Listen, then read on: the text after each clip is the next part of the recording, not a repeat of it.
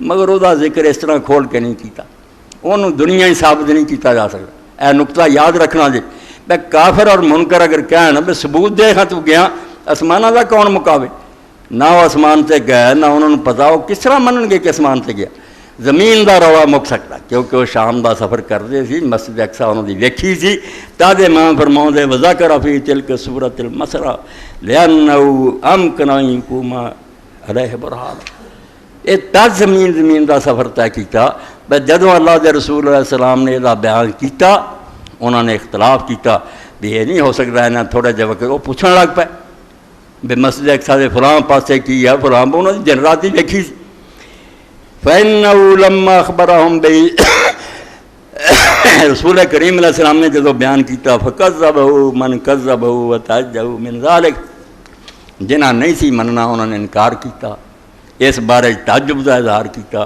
سَأَلُوهُ عَنْ نَعْتِهِ وَصِفَاتِهِ، وہ دیاں پھر انہیں صفتاں نقشہ ارد گرد سارا کس طرح دے اسے ہے گئے دروازے کی ہے چار چفیرے پوچھیا فَنَعْتَهُمْ لہم لم یخرم من النار، شایا اس ویلے اللہ دے رسول نے سارا نقشہ بیان کر دیتا اور ذرا بھی وہ آپ دی گل غلط نہ ہوئی، ایک ایک شے انہوں دی ویکھی پوری ہوئی۔ مگر یہ بھی حدیث پاک تو آتا پہلا اللہ دے رسول علیہ السلام نوں پریشانی بڑی ہوئی، کیونکہ اللہ دے رسول علیہ السلام فرماؤں دے کہ میں مسجد اقصی گیا ضرور ہاں، مینوں 25 سال ہو گئے، مینوں اتنے دیاں چھتاں یا تھماں دا پوچھے کوئی خبر نہیں، آئے نماز پڑھی نکل پھر میں وہ چیزاں جڑیاں سی انہوں نے دھیان نہ نہیں سی ویکھیا۔ اس تو جدو سوال کر لگے میں پھر اتنا گھبرایا اتنا پریشان ہویا کہ ساری زندگی کبھی پریشان نہیں ہوا۔ وفی الصحیحین عن جابر بن عبداللہ ان رسول اللہ صلی اللہ علیہ وسلم قال لما کذبتنی قریش قمت فی الحجر، جدو انہوں نے نہ منیا میری گل میں پھر حتیم کھڑا ہو گیا، فجل اللہ علیہ بیت المقدس، اللہ نے پھر وہ سامنے کر دیا، پردے ہٹ گئے جی میں ہوں ٹی وی کی سکرین تے وہدے مسجد اقصی سامنے کرتی گئی۔ فجال اتفق تو اخبر من آیات ضرور میں ویکھی گیا تو ویکھ کے انہوں دسی گیا۔ یہ دنیا فیصلہ ہو سکتا سی مسجد اقصی ویکھی کہ نہیں، آسمانوں کا آپ آدھے انہیں اسی کہڑا ویکھے سانوں کہ پاس سچ بولتا کہ نہیں۔ اس تو زمین کا سفر جڑا سی اللہ تعالیٰ نے سورہ بنی اسرائیل کے بیان کیتا۔